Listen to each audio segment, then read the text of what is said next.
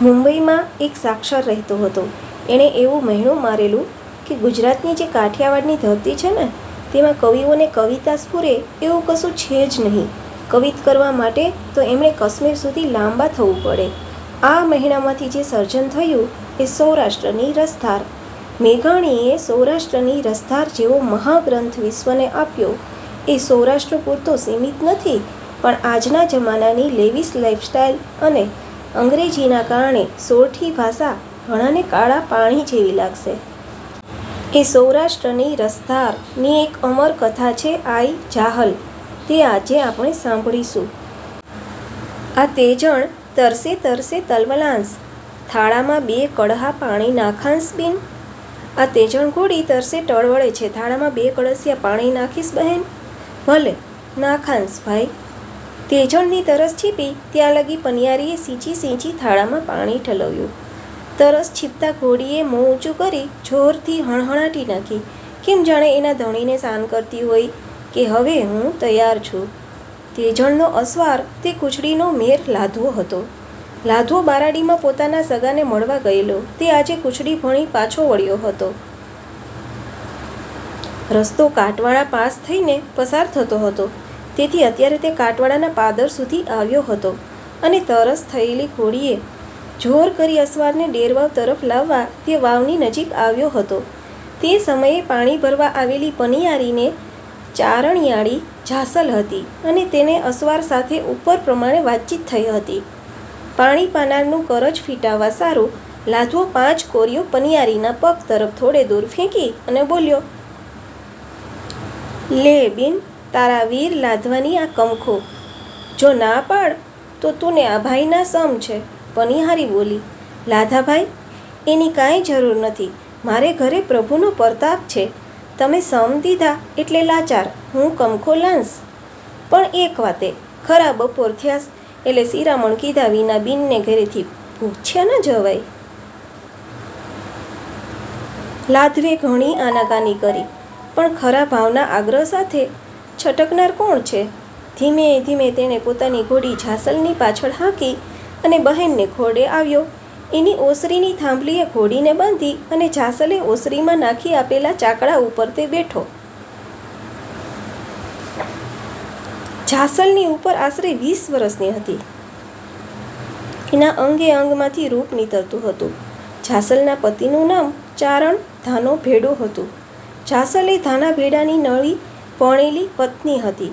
પોતાની જૂની સ્ત્રી પુનસરીને 45 વર્ષ લગી કાંઈ છોરું ના થયું અને ત્યારે ધાના ભેડાએ પુત્રની લાલસાએ 2 વર્ષથી આ નવું લગ્ન કર્યું હતું અને બંને સોખીઓ વચ્ચે સારો બનાવ ન રહેવાથી તેમને થોડે દૂર નોખા ઘરોમાં રાખી હતી. ધાના મોટા ભાગે નવા ઘરનો અતિથિ હતો. પુનસરીને વિશેષ ઈર્ષ્યાનું કારણ આ પણ હતું. નસીબ જોકે આજે ધાનો ઘેર નહોતો, કાંઈ કામે બહાર ગામ ગયો હતો.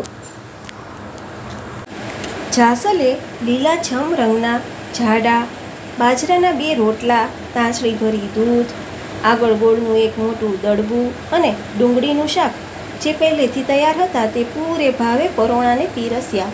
લાધવો પણ પોતાનું પાગડું સાંગામાંથી ઉપર મૂકી કોગળા કરી તથા પગ ધોઈ ઓરડામાં જમવા બેઠો. બસ પુનસરીને જોઈતું હતું તેવું નિંદાનું કારણ મળી આવ્યું. અલી એ જો લોઠો કોણ છે? એ કોને તાણ કરીને પીરે છે? એવી ચર્ચા તેણે પડોશમાં ચાલુ કરી. ચેપકા જેવામાં ચતુર ચારણિયાળીઓના ટોળા એકઠા થઈ બિચારી નિર્દોષ જાસલની મનભાવથી નિંદા કરવા લાગ્યા. જમી રહ્યા પછી લાધવે ઘેર 2 ઘડી તડકો ગાળ્યો. બહેનનું મફત ન ખવાય એવી માન્યતાથી વિદાય થતી વખતે લાધવે જાસલના હાથમાં 25 કોરી મૂકી. પણ તે પછી આપતા જાસલ બોલી, ભાઈ, જગતમાં મહિયરમાં મારે કોઈ નથી. આજથી તું મારો ધર્મનો ભાઈ. જો સાચો ભાવ હોય તો કોઈ વસમી વેળાએ આવી ઊભો રહેજે. પ્રભુ તને ખેમ રાખે. એટલું બોલી સજળ નયને તેણે લાધવાના દુખણા લીધા. દુખણા લેતા ઘોડાફળી જેવી તેની કોમળ આંગળીઓમાંથી ફૂટેલા અનેક ટચાકા વિદાય લેતા લાધવાએ સાંભળ્યા. બહેનને પગે લાગી લાધવા સવાર થયો. રવાના થતાં થતાં તેને ટપકતે નેત્રે બહેન જાસલને હાથ જોડ્યા. એ વખતે આ આઘે ઊભેલા સ્ત્રીઓના એક ટોળામાંથી ખડખડાટ હસવાનો અવાજ આવ્યો. પરનિંદા જેવું મીઠું જગતમાં બીજું શું છે? પુનશ્રીએ પ્રસરાવેલી જાસલની નિંદા આખા ગામમાં ફેલાઈ ગઈ. બે દાડે ધાનો ઘેર પાછો આવ્યો. તેને જોઈને એક સ્ત્રીએ હાસ્ય કર્યું.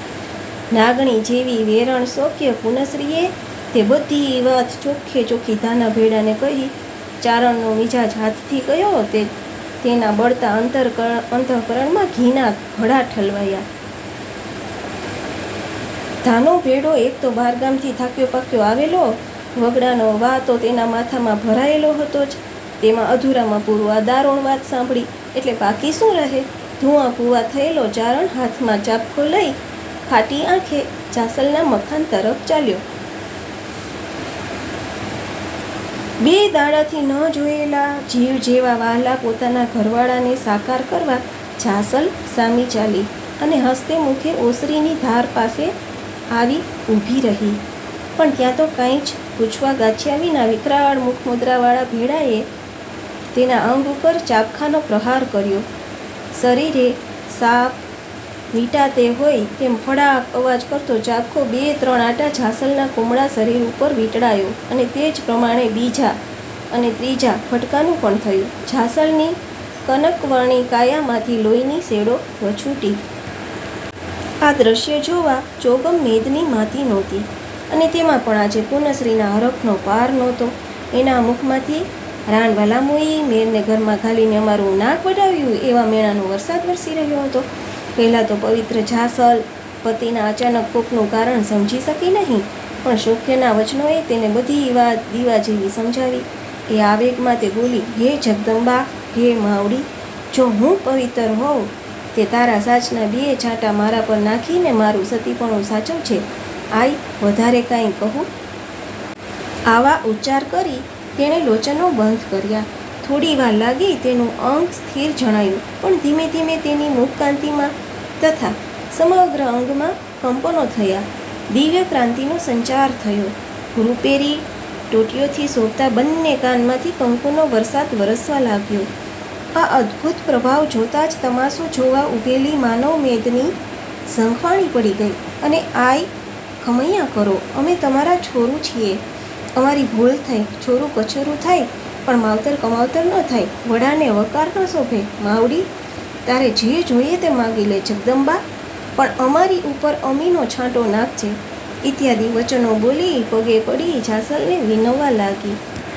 જાસલ બોલી, તમારામાંથી કોઈ અસવાર ઝટ પૂછડીએ જાઓ ને મારા ભાઈ લાધવાને કહો કે સત ચડ્યું શરીર અગ ઘડી ઊભાય નહીં. માડી માયલા વીર વહેલો આવે લાધવા. હે લાધવા, મારા શરીરમાં સત ચડ્યું છે એટલે હવે સંસારમાં અઘડી પણ ઊભાય એમ નથી.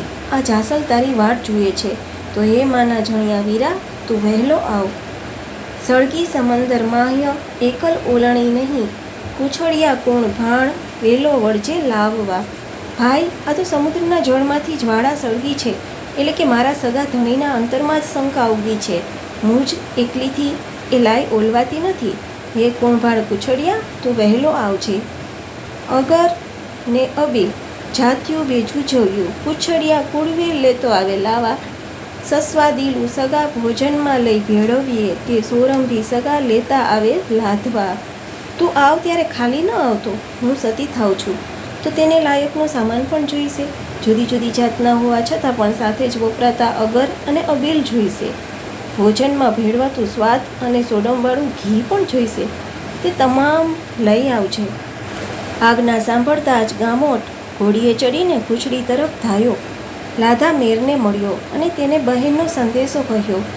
પોતાને માટે બહેનને માથે આવી પડેલી આફતથી લાધવાના કોમળ કાળજામાં ભારે આઘાત થયો. પણ શું કરે? બહેને મગાવેલી સામગ્રી મળી આવ્યા તેટલા અગરચંદનના કાષ્ટો, અબીલ ગુલાલના પડા, કંકુ, નાડાછડી, ચૂંદડી, મોડિયો, શ્રીફળો અને ઘીના ભરેલા 2 ડબ્બા નાખીને તેણે 2 સાંઢળીઓ કાટવાળા ભણી વિદાય કરી અને પોતે પણ સાચો કંખો લઈ પોતાની ઘરવાળી રૂપી સાથે ચડીને બહેનના છેલ્લા દર્શન માટે ચાલ્યો. લાધવો કોટવણે પહોંચ્યો, પણ આજે તો ગામને રંગ બદલાઈ ગયો હતો. 2 દહાડા પહેલાં જોયેલું નીરવ કાટવાણું આજે નહોતું. આજે તેમાં અનેક શરણે ચચાટ થતો હતો અને ત્રંબાળું ઢોલ ધ્રબુકી દિગંતોને ડોલાવી રહ્યા હતા. મધસરતે મીઠે ગળે સ્ત્રીઓ મંગળ ગીતો ગાતી હતી. સૌને મોખરે લાંબા અને છૂટા કેસવાળી વિશાળ લલાટમાં કેસરની પિયળવાળી અને ભવ્ય મુખમુદ્રાવાળી ઝાસલ હાથમાં શ્રીફળ લઈ મંદ પગલે ચાલતી હતી. આજે એની ઠેકડી કરવાની તો શું, પણ તેની તેજભરી કાંતિ સામે જોવાની પણ માનવીઓની તાકાત નથી. જાણે આરાસુરી જગદંબા સાક્ષાત પ્રગટ થઈ હોય તેવી મુખમુદ્રા ઝળહળી રહી હતી. ગામને પાદર સતી માટે જે ખડકાણી છે ત્યાં જવા તે નીકળી છે. આગળ તંબુરાના જણહણાટ ને મંજીરાના ઠણઠણાટ ને સાથે ભક્ત મંડળના ભજનની ધૂન મચી રહી છે. આંધળા, પાંગળા, વાંઝિયા અને એવા અનેક દુખિયા સતીને રસ્તામાં આવી પગે લાગે છે, આશીર્વાદ મેળવી શાંતિ પ્રાપ્ત કરે છે અને સતી પોતાને ગામે બહાર ખડકાવેલી ચિતાએ પહોંચવા આગળ ચાલે છે. ઝાસલ ચિતા પાસે પહોંચી નહોતી ત્યાં તો લાધવો પોતાની પત્ની સાથે ત્યાં આવી પહોંચ્યો.